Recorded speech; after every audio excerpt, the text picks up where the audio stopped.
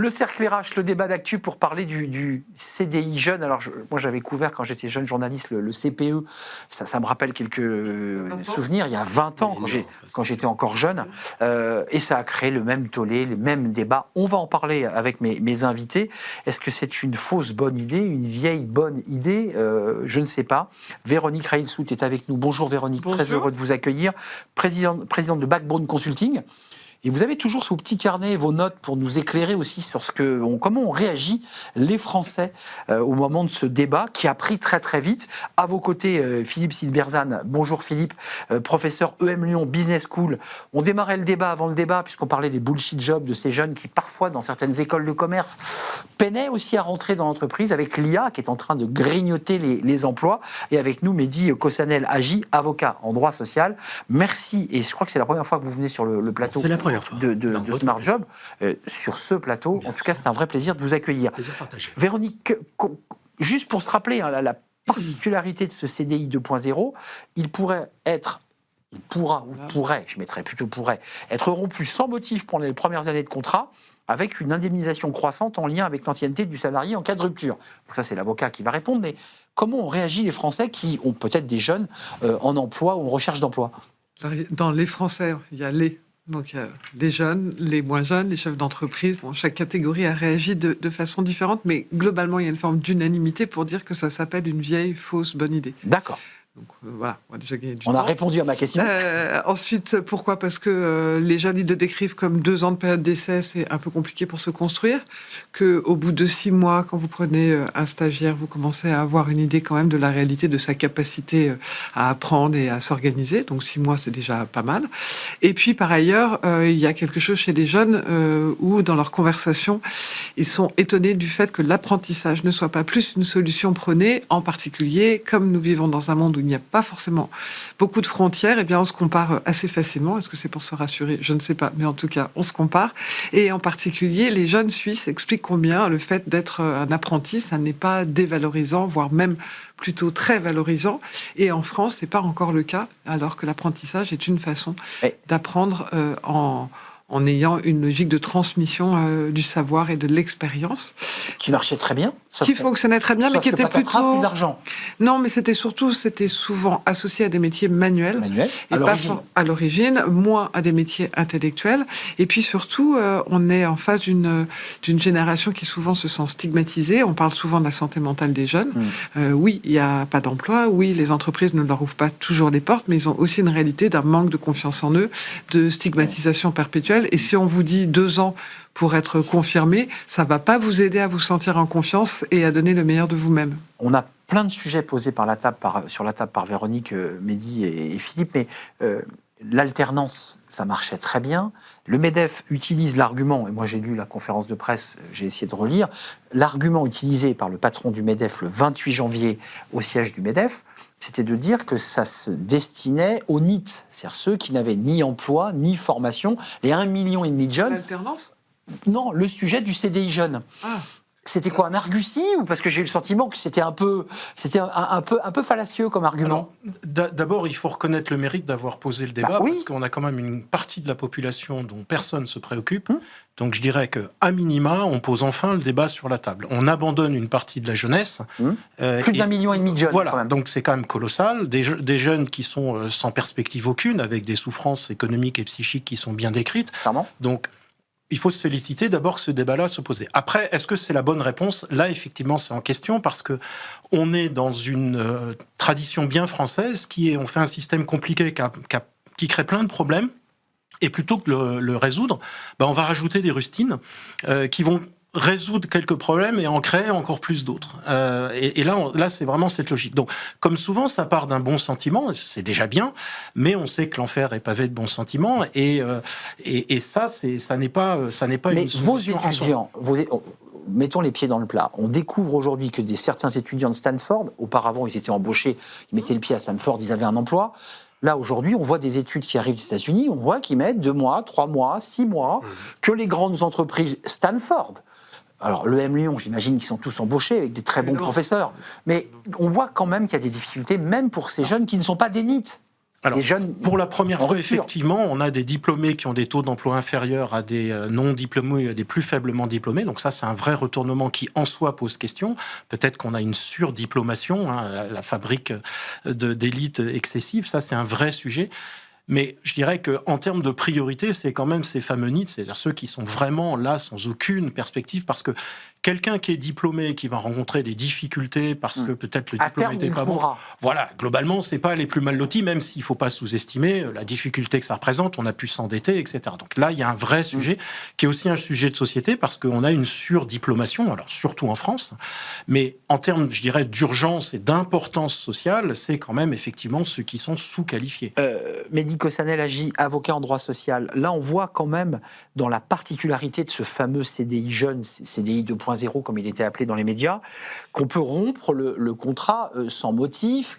Et on l'entend souvent dans la bouche des patrons qui disent mais c'est compliqué, on ne peut pas se séparer de collaborateurs, une fois qu'on l'a branché en CDI, ça ne marche pas. Qu'est-ce que vous répondez à ça? Mais en fait, c'est totalement faux. J'ai l'impression que c'est comme une ancienne qui revient depuis 20, 30 ans. On veut plus de flexibilité, le droit du travail est trop rigide, mais en fait... Enfin, il est très volumineux, disons même. Alors, il est très volumineux, mais en fait, il est ultra souple maintenant en France. Aujourd'hui, je peux déroger à la convention collective, je peux créer mon droit du travail à mon entreprise. On dit simplement, il faut négocier. Par contre, où je ne peux pas négocier, c'est le salaire minimum, certains impératifs, tu ne travailleras pas 7 jours sur 7, ni 24 heures sur 24. Là, on touche au salaire minimum. Mais, oui, bien évidemment. Mais en réalité, le SMIC jeune, il existe déjà. Tout à l'heure, vous disiez que l'apprentissage devrait se développer. Mais depuis 2018, il a explosé. Voilà, on est passé de 300 000. Alors, il régresse pas encore.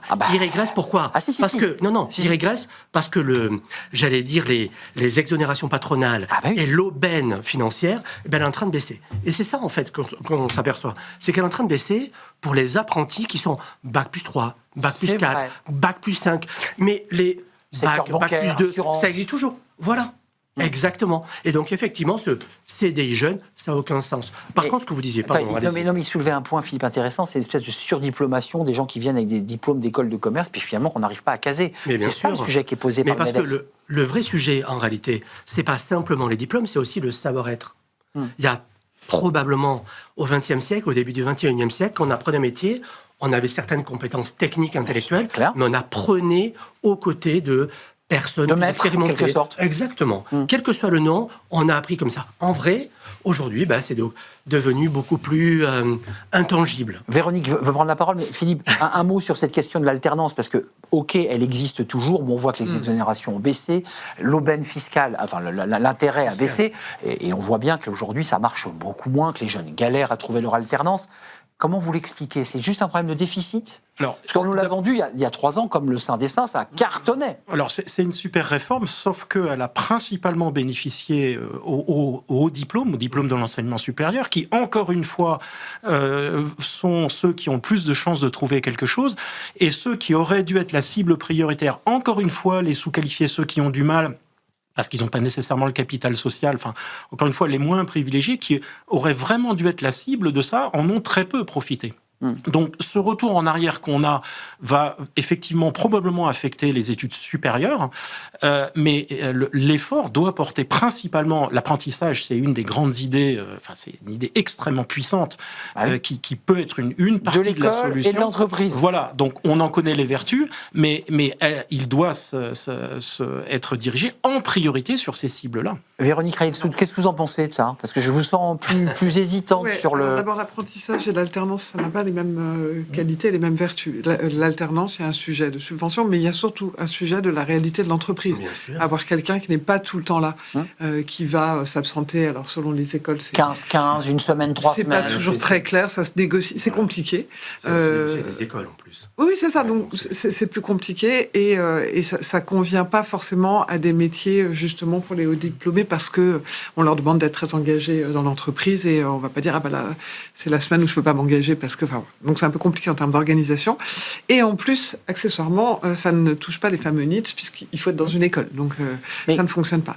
En revanche, l'apprentissage, il a quelque chose d'intéressant. C'est pour ça que je vous disais, les jeunes eux-mêmes essayent d'être créatifs dans les solutions et disent on pourrait imaginer des logiques d'apprentissage qui ne nécessitent pas forcément d'être à l'école à ce moment-là, qui est du compagnonnage. Le compagnonnage, on pense souvent au métier manuel, mais ça n'est pas forcément les que ça. Les compagnons du Tour de France. Et donc, en fait, ils ont envie de proposer des solutions, de ne pas ressortir des vieilles chimères. Et par ailleurs, être licencié, c'est pas si compliqué que ça. C'est un peu lourd pour l'entreprise, et tant mieux, ça protège. Ils sont plutôt dans une logique où, en fait, ils ont l'impression souvent d'être stigmatisés. Et leur sujet, c'est le premier emploi. C'est pas tant les stages, c'est pas tant trouver un moyen d'offre. C'est la première marche. J'ai terminé, la première marche, elle est souvent compliquée. Ils entendent, je lisais sur des forums de jeunes où ils disaient, on dit tout le temps, on s'engage pas, les jeunes ne s'engagent pas. Les jeunes n'ont jamais été autant engagés par la cité. On va dire, ce sont des gens qui n'acceptent plus les contraintes et ne veulent avoir que des droits et pas d'obligations. La Gen Z, pointé du doigt. Ce qui, de nouveau, n'est pas tout à fait vrai quand on regarde. C'est plus qu'ils ont une notion de la hiérarchie qui est un peu différente, une envie d'avancer. On leur sort souvent le sujet de l'IA, alors que l'IA, c'est juste une tournure d'esprit, un apprentissage de comment est-ce que je dois réfléchir, mais la réalité, c'est que personne ne sait plus ou moins ce qui va évoluer dans un métier. On commence à avoir à 2-3 ans une réalité de vision. Là. Ça commence à se dessiner, mais c'est pas ça qui fait que les jeunes ne sont pas embauchés. L'IA... Allez-y. En fait, c'est que cette stigmatisation des jeunes, Laurence Parisot, à l'époque, au nom du BNF, nous disait, c'est scandaleux, il ne faut surtout pas faire ça. C'est étonnant que 20 ans après... Hop, abracadabra, on ressort. Ça montre que c'est plutôt de la provoque, en réalité. Je ne sais pas si vraiment il y avait de la provoque dans l'esprit du MEDEF, mais il y avait quand même l'idée de poser sur la table un sujet auprès du ministre du Travail, du Premier ministre, de dire, et il évoque longuement, la question des NEET. L'IA, Philippe Zilberzan, quand même, vous avez des étudiants face à vous, avec des profs qui se disent, maintenant on ne peut plus les noter, puisque globalement tout le monde a l'IA, la pédagogie a changé. Non, je suis enseignante à Sciences Po et Ça note. Bien sûr, mais moi, je leur interdis pas du tout de se servir de l'IA. Là, vous les obligez à travailler sur la... Je vais noter la réalité de l'utilisation de l'IA, la pertinence de la place qu'ils ont donnée. C'est de toute façon un outil qui est là. Donc, moi, ce qui m'intéresse, c'est de voir l'appréhension qu'ils ont du sujet, la compréhension qu'ils ont et comment... Et leur raisonnement. Leur raisonnement et la place qu'ils donnent à l'IA. Et ensuite, vous avez toujours besoin de juniors. Le fait que les juniors ne font pas... Vraiment ça Bien sûr. On embauche toujours des juniors, on a toujours des stagiaires. La seule chose, c'est qu'on leur demande pas de faire ce qu'un IA peut faire. On leur demande de vérifier ce que l'IA aujourd'hui va vous donner, de réfléchir à des prompts un peu intelligents, d'aller plus loin que la réalité de ce que l'IA peut proposer, de comprendre la mécanique d'auto-apprentissage par les LLM. Enfin bref, on leur demande. Moi, les postures, les soft skills. Mais oui, c'est très dans vos cabinets. Bien évidemment. Vous en prenez aussi, parce qu'on nous dit les avocats, avec l'IA, de toute façon, globalement, tous les métiers à tâches un peu rébarbatives, c'est géré par l'IA. Alors, vous gérez tout ce qui est rébarbatif, bien sûr, c'est géré une grosse partie par l'IA. D'accord. Mais être avocat, c'est pas que ça, et heureusement. Vous êtes déjà dans l'IA, donc si j'entends bien. Bien sûr. D'accord. Et le reste, pour ces jeunes qui entrent, qu'est-ce qu'ils font ? On a des apprentis, ils viennent justement avec nous vérifier ce que dit l'IA ou se positionner par rapport à l'IA, réfléchir avec nous, parce qu'un cerveau, c'est important, se positionner, apprendre des relations avec des clients, des magistrats, des confrères, prendre des positions, apprendre de la stratégie, parce que l'IA ne sait pas le faire. Bref, un ensemble de choses qui sont essentielles. Philippe, sur l'IA, vos étudiants, vous leur enseignez le management ? Alors moi, je leur enseigne à totalement maîtriser l'IA et à savoir totalement s'en passer. Je pense qu'il faut vraiment les deux. Passionnant. C'est-à-dire que quand on regarde, par exemple, ce qui se passe dans des écoles d'art, les bonnes écoles d'art, la première année, vous ne touchez pas un ordinateur. C'est gomme, crayon, stylo. Parce qu'on sait qu'un bon utilisateur d'IA, c'est quelqu'un qui a les bases, fondamentalement. Et les bases, elles s'apprennent avec la main, avec le regard, avec la gomme. Un chanteur de variété passe par le classique.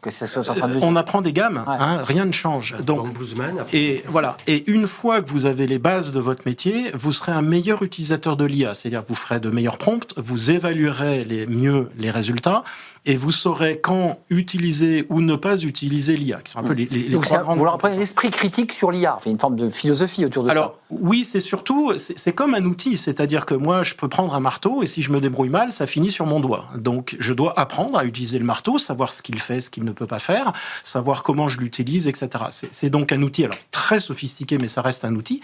Et si on n'a pas les bases, on va être un mauvais utilisateur de l'outil. Donc, en design, par exemple, on sait que les meilleurs utilisateurs de l'IA sont ceux qui ont les meilleures bases, encore une fois. Et ça sera pareil en musique, en comptabilité, etc. Mais avant de nous quitter, quand même, on évoquait les NEET, cette jeunesse dont on ne sait pas trop comment l'attraper il y a des ONG qui travaillent dessus, il y a des fondations qui travaillent sur ces jeunes, mais il n'y a pas de politique publique sur ces jeunes en rupture, et on l'évoquait tout à l'heure, parfois dans des addictions qui sont parfois qui basculent dans la délinquance. Qu'est-ce que vous dites, et je ne sais pas si vous avez sondé les cœurs, mais comment les Français regardent ce sujet, ou est-ce qu'ils en ont même conscience? Parce qu'on est souvent le nez sur notre guidon, on veut faire notre école, grandir et marcher, mais on a quand même 1,5 million de jeunes qui sont complètement sur le quai, quoi. Alors après, c'est toujours pareil, on a une vision différente selon la proximité que l'on a avec le sujet qu'on étudie. Donc les gens ne vont pas vous parler de la même façon de leurs enfants et des enfants, Mais oui, des jeunes et de leurs jeunes. c'est vrai. Et puis, il y a aussi une réalité d'une différence, parce que jeune, c'est quoi? À partir de 15 ans, à partir de 20 ans, à partir de 30 ans. Les vieux, c'est quel âge? Voilà, les vieux, bon, on va dire que c'est à partir de 102 ans. 103, 44, je suis d'accord. Mais globalement, on voit bien qu'il y a des perceptions très différentes. Il y a aussi des réalités très différentes selon les lieux de vie. C'est-à-dire qu'on a tendance à créer une grande catégorie des jeunes, mais c'est pas la même chose quand vous habitez dans une grande ville, Rural ou pas. rural ou pas, de type de métier que vous avez envie de faire. Il y a des métiers qui, vos élèves, pour grande partie, ne savent pas exactement quel sera leur métier de demain. Donc c'est un mindset qu'on va leur apprendre, une façon d'appréhender les problématiques. Il y en a d'autres, ce sont des métiers extrêmement précis, comme les agriculteurs, par exemple, qui ne font plus le métier comme on le faisait hier, mais qui est une réalité très technique aussi. Et c'est d'ailleurs l'un des sujets qui est peu abordé dans les propositions du MEDEF, mais vous avez les filières professionnelles qui sont souvent là encore décriées ou en tout cas mal vécues par les parents quand on leur annonce que leur enfant va faire une filière professionnelle, alors que souvent c'est là où on trouve le plus de travail pour le moment. Avec des emplois bien rémunérés. Avec des emplois extrêmement bien rémunérés, mais il ne faut pas se tromper, parce que quand vous avez commencé à être électricien, si tout d'un coup vous dites en fait j'aurais bien fait de la mécanique, c'est pas la même chose. Donc c'est un sujet d'orientation aussi. Vous êtes des chefs d'entreprise, vous êtes à la tête d'un cabinet, vous enseignez. Est-ce qu'il y a l'inquiétude quand vous regardez ce sujet lancé par le MEDEF, au-delà du fait que c'est une vieille, mauvaise idée, et qu'assez rapidement d'ailleurs le MEDEF l'a remis dans sa poche, est-ce qu'il y a une inquiétude, là je dirais un peu existentielle, sur la relation des jeunes au travail? En tout cas, dans mon agence, non. Il y a une réalité en tant que chef d'entreprise, en tant que chef d'entreprise, il ne faut pas mettre les jeunes, vous l'avez dit, dans une case. La Gen Z, ça n'existe pas. Je crois qu'il faut arrêter. Ils sont tous différents. C'est pas vrai qu'ils ne sont pas motivés. Il n'y a pas une sociologie un peu typologique dans la manière de...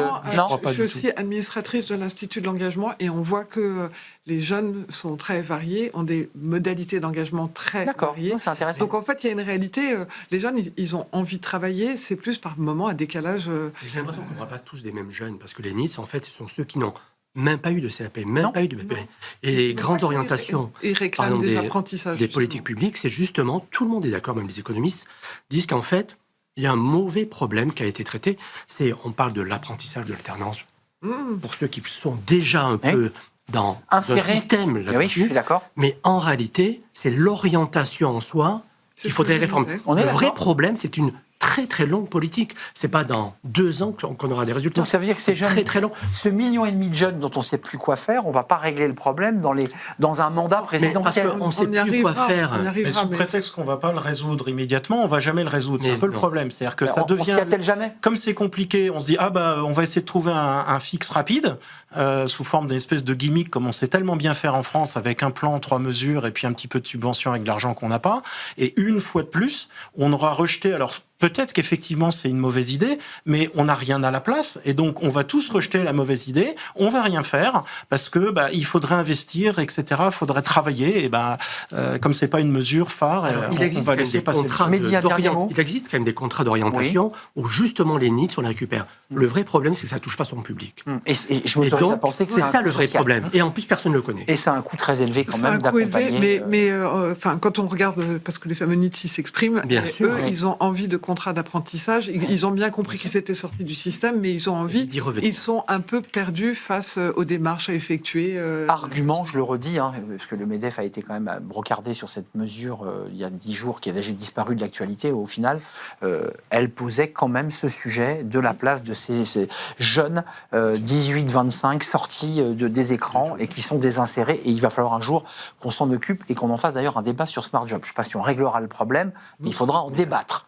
Merci à vous trois. Merci Véronique Reitsoud, présidente de Backbone Consulting, prof à Sciences Po, et qui laisse les étudiantes utiliser l'IA, mais c'est important de l'entendre de la bouche des professeurs, des enseignants. Merci à Philippe Ziberzan. Ils peuvent utiliser l'IA, mais ils doivent s'en séparer très vite. C'est ça. Savoir s'en séparer. Savoir s'en séparer. Professeur à l'EM Lyon Business School, et merci à Mehdi Kossanel Agi d'être venu avocat en droit social et qui embauche des jeunes. Bien sûr. Ça, c'est important. Essentiel. Merci à vous trois, merci aux équipes, merci à Angel à la réalisation, merci à Paul au son et merci évidemment à Nicolas Juchat qui était dans mon oreille. Merci à vous, merci de votre fidélité. Je vous dis à très très bientôt.